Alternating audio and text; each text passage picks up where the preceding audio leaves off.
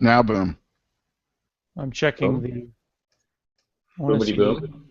I want to see it actually go live though.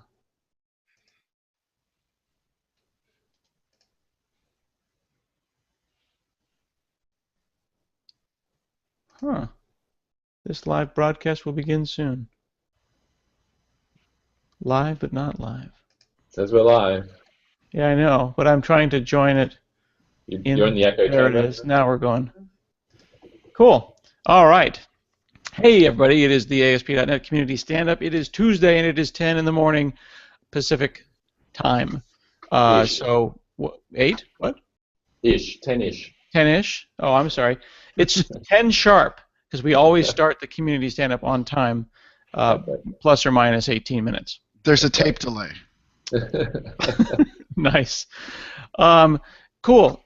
We've got John Galloway remotely, myself remotely in Portland, and also Damien, who is sad because his Surface is not working. I know. I shouldn't have installed Windows 10. Yeah, I told you so. I'm having the same trouble. This is the thing. You know, I was actually talking to someone else at Microsoft, and I was like, yesterday everything was released, right? It was 2013 Visual Studio and Windows 8, and then today I'm running beta everything. Nothing works. Nothing works. So what's the status of ASP.NET 5? So what's happened since last week? What did we talk about last week? We talked about potential naming stuff. We talked about renaming command line tools was January 6th, and a general project status, as well as where files were going to go, was last week. Yeah, so that's all still ongoing. People might see some code change. If they're watching the repos, they might see some changes go in and then get changed. And we're still figuring all that stuff out, so that's going along as it does. We're still working on a lot of stuff. You know, tooling still has a lot of work to do. We've got I installed a new build of the Visual Studio tooling yesterday, which added support for configuring launch profiles. So perhaps people may have noticed in the last tooling drop, you can now, like from the toolbar in Visual Studio, you can launch a command instead of just IS Express. Mm-hmm. But there was no UI for configuring those profiles. So there's a UI now in the latest builds. Obviously, you don't have those, unfortunately, but I installed yesterday's CI drop of our internal server. I actually have a meeting at 2:30 today to talk about what we should do with that start button. Yeah. Because there's all these things. There's a Cartesian product of like this profile and this browser and this command. So right now it just says like start or it says web. I'm proposing it say all of those things separated by dashes. And the meeting today is that button might get really big. Mm-hmm. So that'll be interesting. So what do you think? I mean, so I was involved in the design of where it currently is now, and I like the profile idea is nice. Where there's a sort of a deep UI you can go into to configure launch profiles, which are saved with the project. They go into another JSON file. And then, but at the top level, you don't want to have to go and edit a profile just to say change the browser you want to launch with, or switch from .NET Framework to .NET Core. And so we elevated a couple of the options in the profile to sort of be first level concepts that you could just switch on the fly without them being persisted to the current profile. And then there's a limitation around what that button actually lets us to do, because that's a sort of a global Visual Studio facility that we're taking advantage of there. So we can't just do whatever we want. Like there's a limit to what that API lets us to do. But so far it's proven to be fairly flexible. And as you said, basically we can control the text based on the currently selected launch thing. But that has to reflect something that's in the menu underneath it. So we can't just, if we create a big one that is browser plus what framework you're running, plus what command you're running, plus what web server you're running. When you drop that down, there'll be an entry in that list, which is the exact same thing. So, you're actually going to see, you can show it? So what we're talking about is up here. Yeah, that thing there. Right now, this is 2013, you get this drop down. Right. And in 2015, you get a nice flyout, and it shows all the different things. Windows Phone flies out. You get the .NET Core and all those kind of things. But what does this button say? Right. I think I'm for it saying whatever dash browser dash core, but it's going to end up being super long, and it might not even be possible to dig up all that information. So should this say what browser you want to use? Should it say what runtime you want to use, or should it say what K command or now what .NET command you want to use? It's an interesting question. Mm-hmm. Yeah, it is interesting. So we'll play around with some designs and we'll see what it looks like. But ultimately, in terms of features, you'll be able to create launch profiles which contain things like what command you want to run, what browser, do you want to set some environment variables, do you want to send some command line arguments, what version of .NET do you want to use, what version of the KRE do you want to use, because you can have multiple XRE. XR, well, that's still in process, right? We haven't committed to any of those yet. Yeah, good point. And then given those profiles, what are the things that you commonly want to just switch between while you're launching? Obviously, browsers is a very common one. You just want to switch from Chrome to IE, or perhaps you want to switch from .NET Framework to .NET Core to see how your app works without the Windows framework there. So again, we'll debate all of those things. Okay. So that's going on. Tag helpers, I'm still doing a lot of. So personally, I'm doing a bit of coding on tag helpers. We added the environment tag helper. If you want to see examples of these, you can jump up on the GitHub MVC repo and look for the environment tag helper issue. But effectively, it lets you have different blocks of markup that only show up in certain environments, because we have this first-class support for environments in ASP.NET 5. We've added the cache tag helper, so now you can just surround a block of HTML in a Razor page and say cache this, and then you can add a vary by clause. You can add triggers, an expiration clause, just via attributes in the markup, which is kind of nice. And that's server and client caching?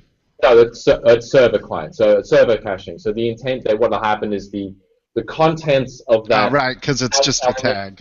Yeah. Right, it gets rendered once, as in it gets executed once and gets saved into the current iCache provider. So it's like the output cache attribute expressed in Razor. Kind of. I mean, people have to be a little. There's no direct correlation. This is the first time we've had this feature, so I don't want people to go away thinking, oh, this is just output cache, or this is it's not. This is fragment caching. We've never had this in either of the view engines before. But I know a lot of websites like Stack Overflow did some good public stuff a couple of years ago. They were talking about how they cache HTML and gzip it and then reserve it in fragments, in like partials and stuff. So we have a first-class tag helper for that now. That will cache a block of output into the configured iCache, which by default is just memory cache. So that's now in as well, so that'll be in the next drop of the runtime. And I'm working on the link tag helper right now. That's LINK, which the link tag is what you use to bring in style sheets. And so the link tag helper will support two things primarily. One, which I've coded up now, is this support for CDN fallbacks. So you can have, load this style sheet from here, but if that fails to load, please load this style sheet instead. So that you can have, a CDN configured for your style sheet so that you get the best performance and hopefully the benefit of caching if they've used that link before. But if that fails for whatever reason, you can fall back to a local version. That involves a little bit of JavaScript being emitted to test whether the style sheet has been loaded, but that's all wrapped up in this tag helper for you. And the second thing it'll support is file globbing. So you'll be able to specify the href for your link using a globbing path. And for people who don't know what globbing is effectively a file string pattern that uses wildcard characters like asterisks that allows you to say, find me all the files that match this particular globbing pattern. Is that like when you say slash, **/ whatever? Exactly. It's exactly that, yes. And the term globbing, it's carried over from Node and Grunt and Gulp and tools like that that use globbing. So now we have some globbing code that we've written in ASP.NET, which will be available as a package, and the tooling's going to use it, tag helpers will use it, the runtime uses it, we support globbing paths in Project.json and a bunch of other places. And so you'll be able to have a link tag, href equals some globbing path, and then it'll find those on disk in your project and render you a single link tag for each one. And we're going to do the same for the script tag. The advantage of this, obviously, is that you can then have a fairly nice, concise block that uses a combination of the environment tag helper and the script and or link tag helper. So you can say, render these scripts when I'm on development, but then render this script when I'm in production, but also fall back from this link to another link if that one doesn't work. So I'm really looking forward to when that. Are you also looking at CDN fallback for scripts as well? Yes, yeah. So everything I said for link, you can also say we're doing for script. I haven't started it yet. So we're working on that, and that will be in the next release. We have a couple of other tag helpers we're looking at doing. There's going to hopefully be a trace tag helper, which allows you to output trace information into the page, a bit like we had back in ASP.NET web forms. You could output trace in the bottom of the page, but this tag helper will be a little more feature rich. You'll be able to redirect the trace from inline to into the browser console, so that if you get things like tag helpers that may want to emit warnings because you've used them incorrectly, rather than crashing the page by throwing an exception, in our tag helpers we log warnings, but then you can just add a trace tag helper inside an environment tag that says only show the trace output when you're in development, and then that will output it to the browser console. So you look at the page, you don't see anything, you hit F12, and you'll see server warnings related to the rendering of that page in your browser console. So that's kind of nice out of the box. And then tools like Glimpse obviously can do even more than that and gather a lot more information and show that in correlation with other data like database calls and things like that as well.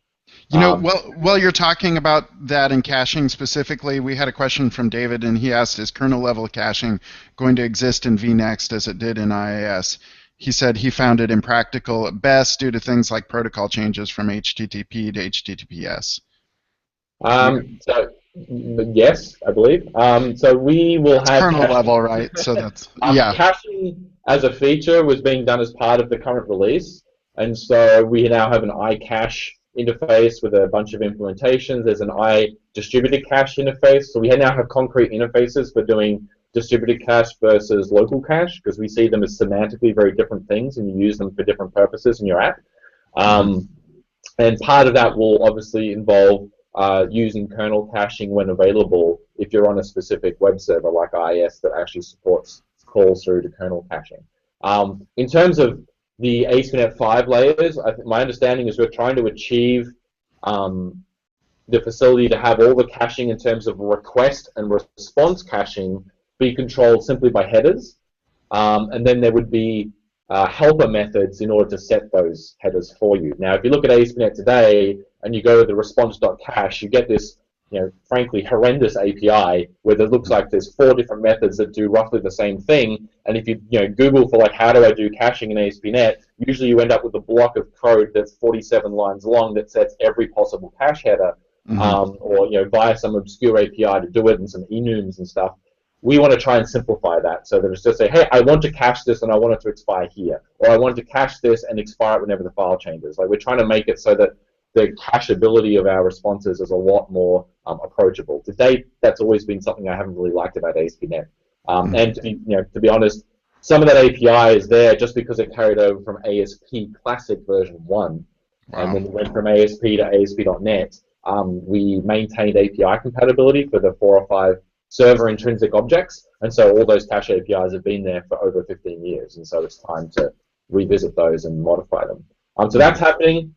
What else is going on? Performance, obviously, we're still doing work on performance, and trying to improve that, both development time performance, startup when you're in Visual Studio, the refresh when you make a code change, go back to the browser, hit F5, that type of thing, as well as after you've deployed, or deployment performance, and then also runtime performance on the server. All those things are really important to us, and we're working on those. What else? There's work going on with the NuGet. We talked last week about how NuGet would be unified with KPM, and so that work is ongoing as well. Yeah, I'm trying to think. I think that's probably the crux of the stuff that's going on. Everyone's working on stuff. EF7's working on stuff. I've got a question. Yeah, go for it. So let's say I've got the public, it's beta 2, right? The preview that's out right now. Yep. Would I use the beta 2 tag on MVC if I wanted to take that and bring it into my project? If I wanted to take, yes? Yeah, so right now, if you're with the public tooling that's available, which is CTB5, I think. Yeah. We're in a stage right now that it's not advised that you go beyond the packages that were included with that version of Visual Studio. If you do, then the tooling basically won't work. Aspects of the tooling will break. You won't be able to launch IS Express from Visual Studio, for example, because the versions and the basically you end up with a version mismatch between what Visual Studio understands and what the current runtime bits you have understand. You can still go from the command line, obviously. So if you have the web command configured, you can just go to the command line and type kweb, and you can launch it that way. So that all still works. But certainly the standard file new, upgrade your packages, control F5, that won't work right now. Hopefully in the next couple of weeks we'll get that resolved so that people using the current public VS bits can continue to use the web. So the intent is, though, in the future I'll be able to move forward and move around with different versions of stuff more agilely than I can today. Well, yeah, I mean, people have to remember that we're still like not at a 1.0, right? I mean, so we're building the thing to be obviously multi-version capable, and the tooling is multi-version capable as well. But when we make things like, say we change an environment variable name, and so VS communicates with IS Express and the runtime for some things via environment variables, so it injects things like file paths to say to IS Express or Helios, where is the base for this application, so that it can go and find the project JSON file. That gets injected into environment variable when VS launches IS Express. We changed the name of that environment variable a couple of weeks ago, but VS is still setting the old one. And so VS launches it, sets the old environment variable, you boot up the new Helios, and it says, well, I can't find that environment variable, so I don't know where your app is. So there are things like that that while we're going through churn, sometimes we'll just break stuff until things catch up again. Once we hit a 1.0, and we start releasing, like 1.1 and 1.2 and their proper official releases, obviously that cross-compatibility will be very important, and we'll try our best never to break tooling in that fashion. Okay, let's have John go over the community spotlight, and then if you would answer the few questions that we have before we close. Go ahead, John. All right. Do you see that screen? We do. Excellent. Okay, the reason I don't know if I mentioned this one before, but this is a recent post. Jeffrey Fritz posted this about the ASP.NET 5 and Visual Studio 2015 CTP5, and the reason I'm mentioning this one here is that they actually talk a little bit about that button you were talking about earlier with the run and debug in the current state. So that's a good place to kind of keep up with what's going on there. Cool. Syed's doing a hangout on Thursday from 2 to 3 Pacific time. And he's going to be covering what's new in Web Publish for Visual Studio 2015 and ASP.NET 5. As usual, the link here is very long, so I'm going to read it to you character by character. Instead, I'm going to recommend that you just go to our Facebook page. So if you go Facebook/ASP.NET, I've set it up as an event there. So you can just click on events and it'll show up right on that list. As of now, I'm the only person going, so please join me. I hope that you and Sayed have a good time together. So here, this is Chad Tolkien, and he's been doing several cool posts on ASP.NET vNext. So check out his blog, great stuff there. So this is Chad and his huge list. Oh wow, look at that. Yeah, great stuff there. So, is this all being put on the community spotlight on the ASP.NET website? Yes, indeed. Yep. So folks should make sure that they know they can go to ASP.NET, the home page there, and we actually have an RSS feed for all of that, don't we? Yes, we do. Yep. And then also I put these links on the YouTube post after this thing goes up. Philip, as always, great stuff. Here he's talking about the compat shim for Web API. For MVC6, so great stuff there. And then Stephen Walther has a cool series on ASP.NET 5 and AngularJS. So he's up to part 5 so far. Some great stuff there. So that's all I got. All right, Damo, we got a couple questions. Right. So will caching also work on Web API? It will, because Web API and MVC are the exact same thing now. So yeah, anything that works for MVC will obviously work for Web API because they're one and the same thing. Yep. And that top one we already answered. Yeah, I think so. Yep. Cool. All right, everybody. This is great.